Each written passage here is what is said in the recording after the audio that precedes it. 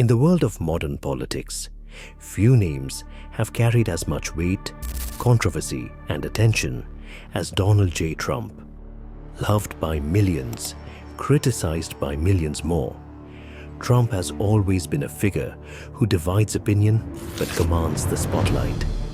Yet, on July 13th, 2024, that spotlight turned deadly when an assassination attempt during one of his campaign rallies nearly changed the course of American history.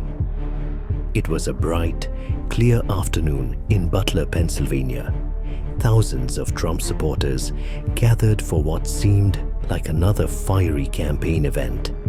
The crowd was electric, chanting his name as he spoke passionately about border security, the economy, and the upcoming election. But in a matter of seconds, that excitement turned into chaos.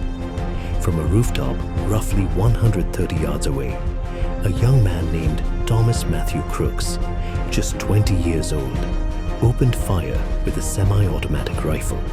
The first shot struck a bystander, and moments later, another bullet grazed Trump's right ear. Blood ran down his face as Secret Service agents rushed to the stage, shouting for the crowd to take cover. Amid the confusion, Trump turned toward his supporters, raised his fist high, and shouted, "Fight! Fight! Fight!" The image of that moment, Trump's face streaked with blood, defiant under fire, would soon circle the globe, becoming one of the most striking political visuals of the decade. The shooter, Crooks, was quickly neutralized by a Secret Service sniper stationed nearby. Within seconds, the threat was over, but the damage was done. One rallygoer, 50-year-old Corey Comparatore, a firefighter and father of two, was killed after shielding others from the bullets. 3 others were critically injured. The entire attack lasted less than 15 seconds, but its impact would ripple far beyond that Pennsylvania fairground. In the hours that followed, America watched in disbelief. News networks switched to non-stop coverage, showing replay after replay of Trump being rushed from the stage. Social media exploded with shock, anger, and speculation. Supporters called it divine intervention, while critics, even those who opposed Trump politically, condemned the violence. President Joe Biden addressed the nation, calling the act un-American and unacceptable, urging calm and unity. As investigators rushed to uncover Crooks' background, questions began to swirl. How had he managed to position himself on a rooftop within firing distance of a former president? Was it a coordinated plot or the act of a lone gunman?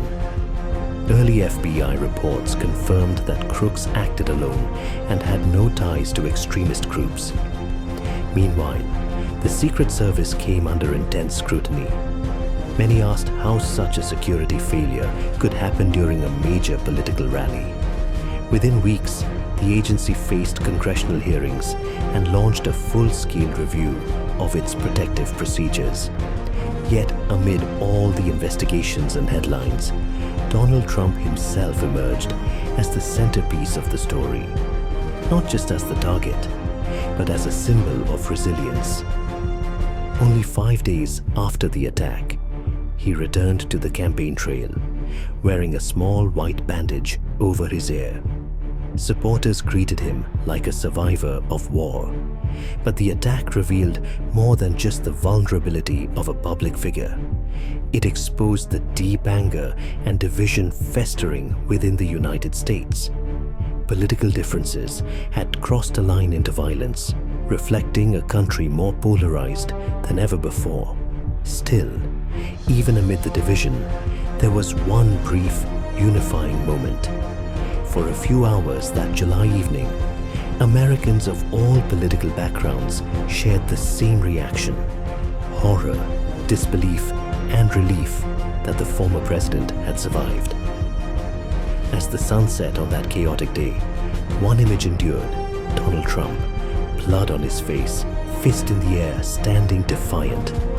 Whether you admire him or oppose him, that moment became a piece of history, a symbol of survival and a chilling reminder of how close America came to tragedy.